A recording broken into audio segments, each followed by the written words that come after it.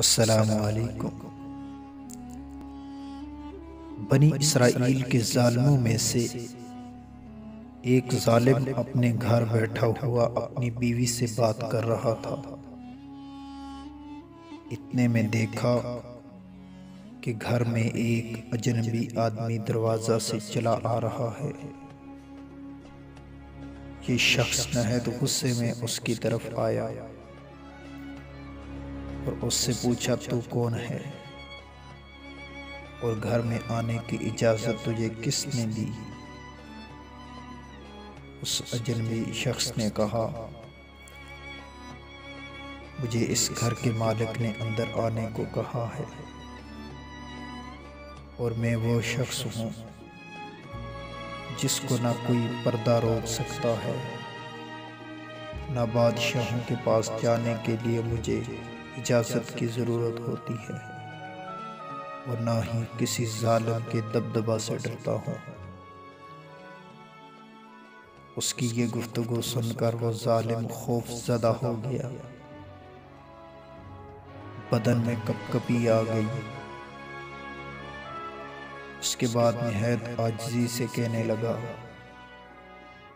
फिर तो आप मलकुल मौत हैं। फरिश्ता ने कहा, हाँ मैं वही हूँ। उसने कहा, आप मुझे इतनी मोहलत दे दें, मैं वसीयत लिख दूँ।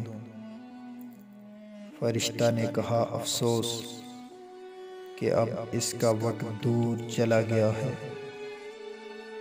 अब तेरे लिए ज़रा सी भी ताख़ीर की गुंजाइश नहीं। साहिब मकान ने पूछा, आप मुझे कहाँ ले जाएंगे? फरिश्ता ने कहा, तेरे अमाल जो आगे गए हुए हैं उनके पास ले जाऊंगा और जिस किस्म का घर तूने इस जहां में बना रखा होगा वही मिलेगा। उसने कहा, मैंने तो नेक अमाल कुछ नहीं किए और ना ही कोई उम्दा घर अपने लिए बनाया। फरिश्ता ने कहा, बेशक वो आग ऐसी दहकती हुई है जो खाल तक खींच लेगी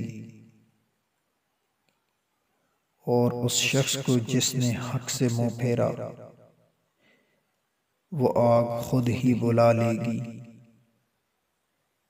उसके बाद फरिश्ता ने उसकी जान निकाल ली। घर में कहराम मच गया, कोई रो रहा था, कोई चला रहा था।